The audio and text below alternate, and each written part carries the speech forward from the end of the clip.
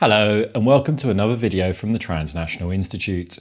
My name's Arun Kundanani, and in this series of interviews we meet people who can lay out a different vision of what global security should look like in an age of pandemics and climate breakdown. In this video I met with Tobita Chow. Toby is the Executive Director of Justice is Global and has been organising for corporate accountability and racial and economic justice in Chicago since 2009. We talked about the growing anti-Chinese sentiment in US political discourse, the interests that are driving US rivalry with China, and the possibilities for grassroots organising in response. If you enjoy the video, please like and subscribe and look out for the next video, which will drop in about a month. Toby, thank you for joining us today. We'll get straight into talking about how foreign policy elites in the United States have shifted in their attitudes to China. It's just a few years ago, if we think back, China was seen as a kind of partner in a process of globalization. And the assumption was that as China became more integrated into the global economy, that democratic reforms would kind of follow out of that process.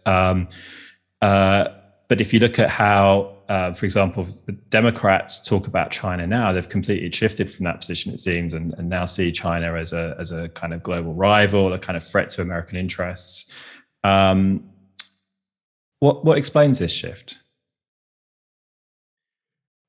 Yes, you mentioned the sort of story that neoliberal elites in the US were telling themselves that China's integration into the neoliberal form of globalization would bring about democratization. And the failure of that to turn towards nationalism and authoritarianism in China and the increased repression and also militarization that we're seeing from China, threats to Taiwan and so on. Like these are important features of the growing anti-China sentiment, but in my opinion, they're not really fundamental. We can see from other aspects of U.S. foreign policy that concerns for democracy and human rights of under foreign governments is not really the priority overall for the U.S. foreign policy establishment. They'll invoke it when it's convenient, and they'll ignore those considerations when it suits their purposes as well. I think what's more foundational is that the rise of China, and in particular as an economic power, has started to become a clear threat to U.S. hegemony, to U.S. military and economic domination over the rest of the world. And that is, above all, the core commitment of the foreign policy establishment. This is a bipartisan commitment among both Democrats and Republicans. And it is the economic rise of China as a threat to that form of U.S. hegemony, global hegemony, that is the most fundamental driver of this turn towards anti-China sentiment. So that's both China as an overall economic power, but also more specifically as a part of that, the rise of very powerful Chinese firms that are becoming competitors with U.S. firms in some strategically important sectors. So we can think of the tech sector, Chinese tech companies that are now competing with US tech companies. Also, we can look at clean energy companies. This is the energy of the future, the industries of the future. This is how Democrats talk about it. And there are some areas of clean tech industry where Chinese companies are just very clearly not just competing with other rivals, but very clearly dominating the global markets. So what we see is a growing sort of intercapitalist rivalry between the US and China that is threatening to escalate towards inter-imperialist rivalry. And that is the most important factor driving this now bipartisan embrace of a kind of anti-China nationalism. And again, human rights violations, repression from the Chinese government.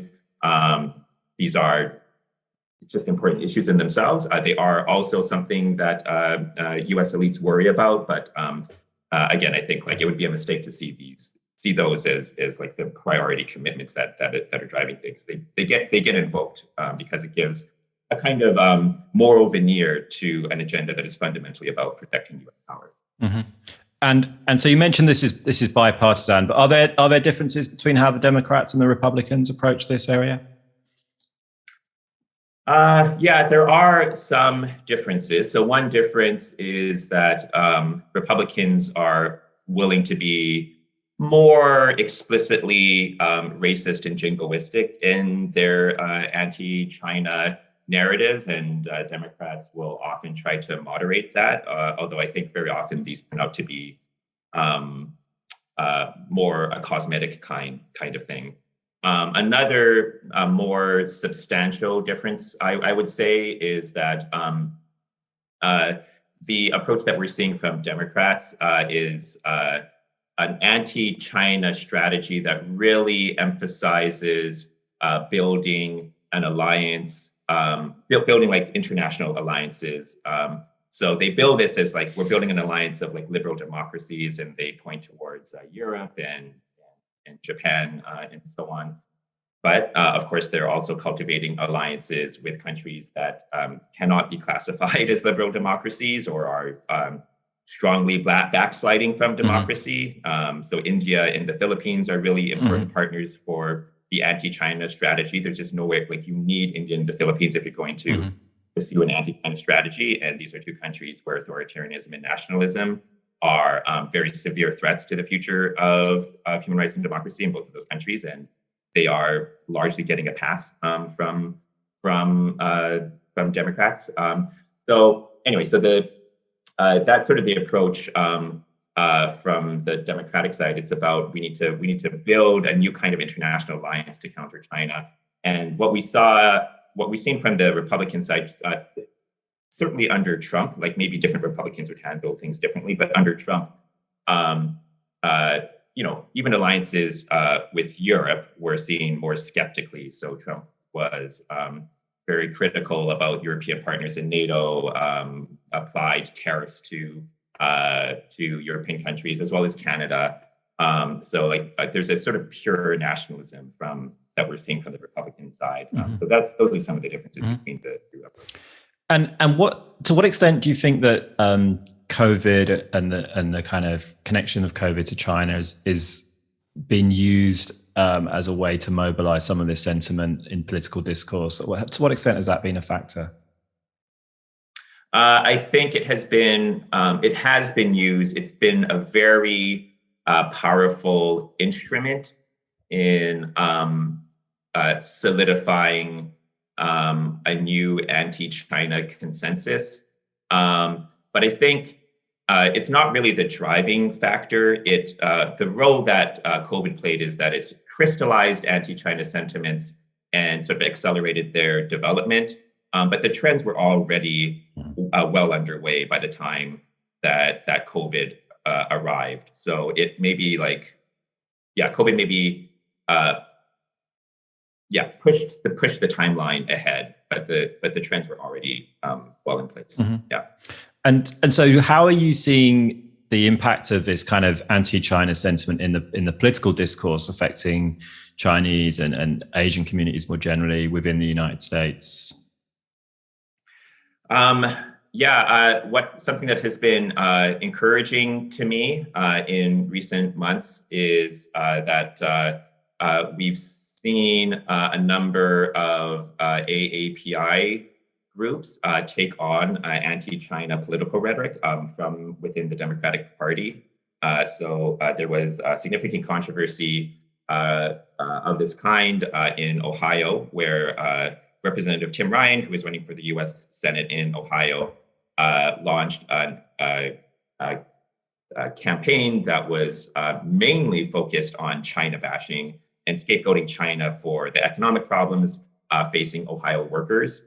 And in response to that, AAPI organizations at the state level within Ohio and also some national level organizations called out the Tim Ryan campaign and said that, hey, this kind of scapegoating rhetoric is part of what is feeding the rise in anti-Asian racism that we have seen in the past couple of years.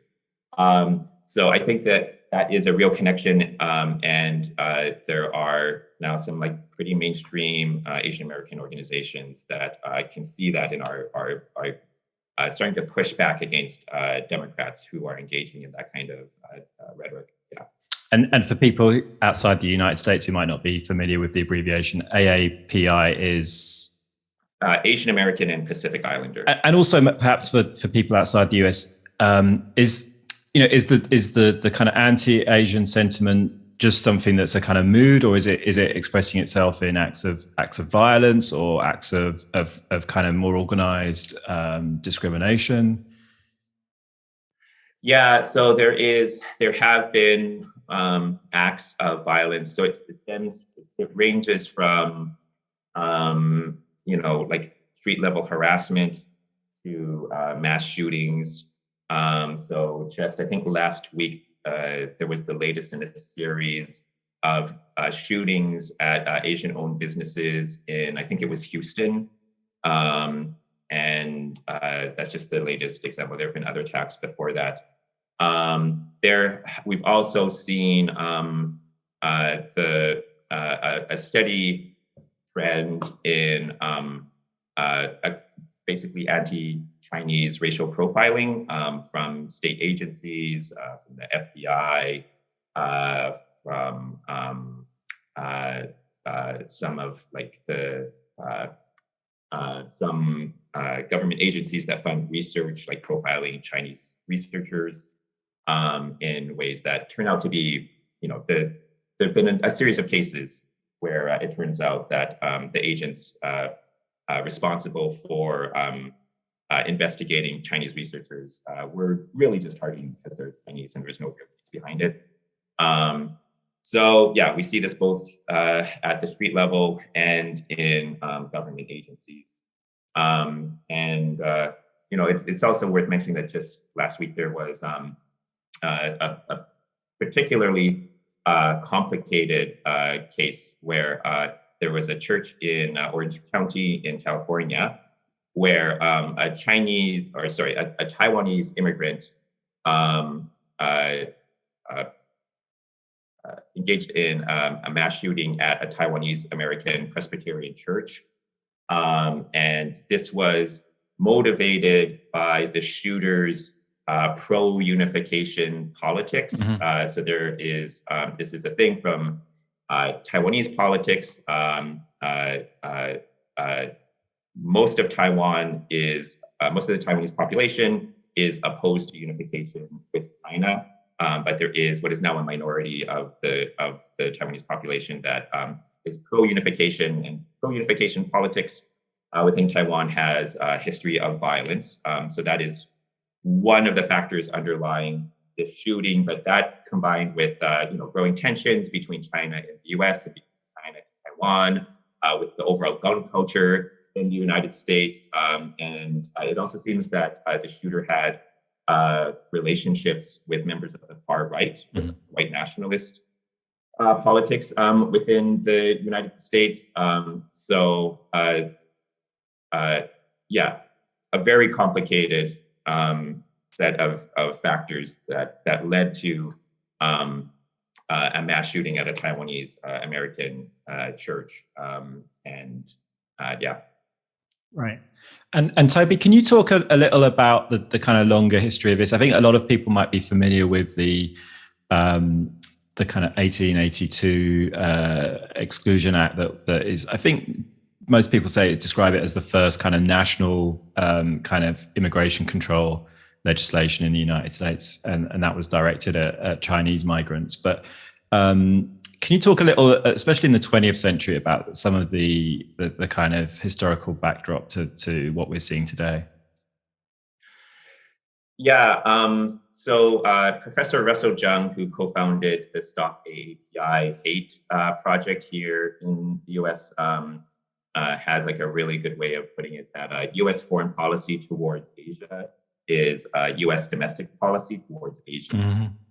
So when U.S. foreign policy turns against any given country within Asia, then people who are perceived to be associated with that country can expect a rise in racism against them. So there are a number of cases. In the early 20th century, when Japan went to war against Russia and won, that was a shock to Europe, also a shock within the U.S. and seen as there's this growing Oriental threat towards the white nations. And that was invoked as part of an argument for the rise of Japanese and Korean exclusion movements within the U.S., which were the heirs of the Chinese exclusion movement of decades prior to that. We see also, of course, in World War II, the internment of people of Japanese and particularly citizens within the United States.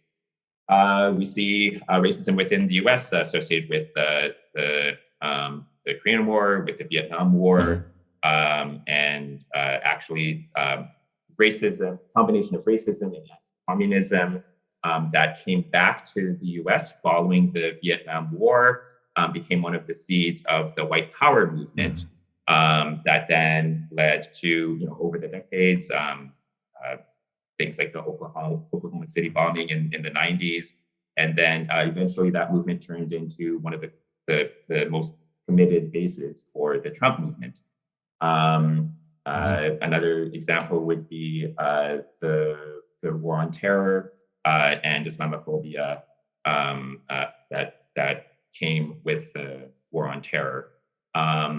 So we see just this repeated pattern where U.S. foreign policy starts to treat some part of Asia as an enemy, and anyone who looks like they come from there can then expect to be targeted both by popular street-level racism, but also racism from within agencies.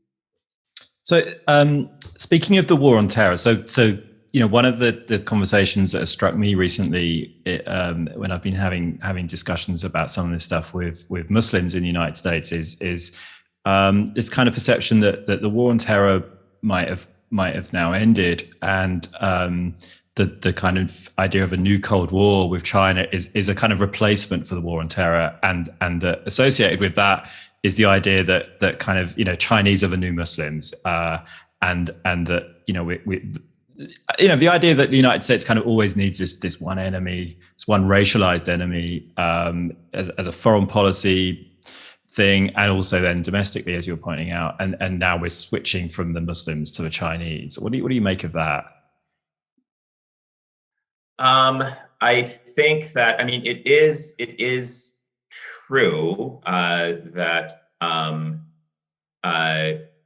there's a sense in which Sinophobia is getting more attention. There's more energy going into that, and there's sort of a corresponding decrease in energy around Islamophobia. I think it would be too. I was about to say optimistic. That's a weird word to use, but it would be, I think, in a sense, too optimistic to say that the era of Islamophobia is now over. Now that we have this new anti-China politics, I think, Islamophobia is by no means ended in U.S. politics. It still has power on the right, certainly. And what I would say is that we're in a period where both Sinophobia and Islamophobia are like core ideological pillars for militarism, and also for right-wing nationalism. And they are really coexisting in some ways, like feeding each other. And I also think it's, it is true that having like the non-white enemy for the U.S. to define itself against, that is a recurring phenomenon. It is important to the legitimation of U.S. nationalism. but yeah, I'd be concerned about seeing this in like too instrumental of terms. Like it's not as if like anti-China sentiment got like invented to serve this purpose. There are real developments in the world that that explain why it's having more traction. And so there's a kind of like instrumentalist story that you could tell that I think is too simplistic. It's not like a bunch of guys were just sitting in a room somewhere and said, now we go after the Chinese. And then it all kind of locks into place from there. No, it doesn't work like that, does it?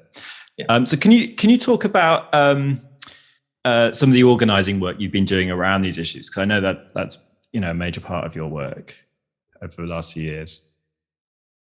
Yeah, so we have been developing analysis of the U.S.-China conflict and also trying to articulate what progressive internationalist alternatives could look like. But we've also been working on building power around that. So within Justice is Global, we're engaged in grassroots power building. And one part of the base that we're working with is members of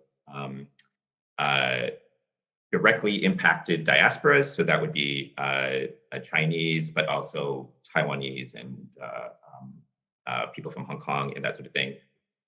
We are building a base within Justice is Global of like a leadership base, but also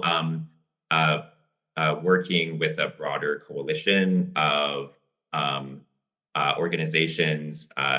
And these can be like sort of pan-Asian organizations, but some organizations that are very focused on like Chinatown community organizing and that kind of thing. And so with this base of like directly impacted people, that's a core part of how we can build power for a progressive alternative. But we're also working on building coalitions with groups from other sectors who in different ways can see that they also have an interest in alternatives to US-China rivalries. So one kind of group that we've been working with is climate organizations. One of the places where there's the clearest need for progressive alternatives is around climate change. The US and China is the two top economies in the world, have to work together to defeat the climate crisis. And this is something that is very common sense. And so climate organizations have been good partners in understanding the dangers here. In addition to foreign policy organizations, peace organizations, there are different ways in which I think a broad range of organizations in sort of the left liberal spectrum can see that the rising tensions and the rising anti-China nationalism are impacting their agendas in very damaging ways. And do you think there's any possibilities for building something like a kind of international class solidarity between like kind of working class in the United States and in China? Yeah, I think so. It's the rise of nationalism, both within China and within the US, does make that more difficult. The ideal way to do this is by building worker-to-worker solidarity and bringing together workers from China, workers from the US, organizers from China, organizers from the US. This had previously been some of the work that I was most interested in, excited about. But in more recent years, that kind of work of building direct solidarity has become nearly impossible as nationalism intensifies in both countries. In particular, within China, it's just become too dangerous to work directly with labor activists within China. It just puts them at too much risk.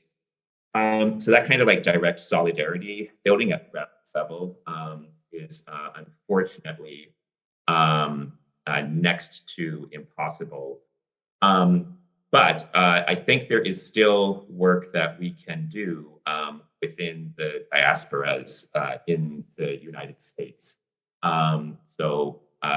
Working with, for example, Chinese international students, many of whom have become engaged in social justice movements within the United States. Like that can be, it's sort of like, they're in a very vulnerable position because they are caught in between these two great powers that are now coming into collision. But like that in between status can also be converted into a source of power and a place where we can start to build a form of transnational solidarity. Like one place where this can work out is within graduate student organizing. There's a large population of international students from China enrolled in graduate programs within the United States. And many of these people have become leaders in grad student organizing. And these new grad student unions have become one of the growth areas for a number of labor unions within the United States. There's places where I think we can leverage that to build a greater sense of U.S.-China international worker solidarity. Fantastic. Okay, well, thank you, Toby, for sharing your insights with us today. Next month, I'll be speaking with Lynn Osome on how African governments have responded to COVID, and that video will drop on September the 21st. Make sure you subscribe to our YouTube channel so that you get that when it comes out. Thank you.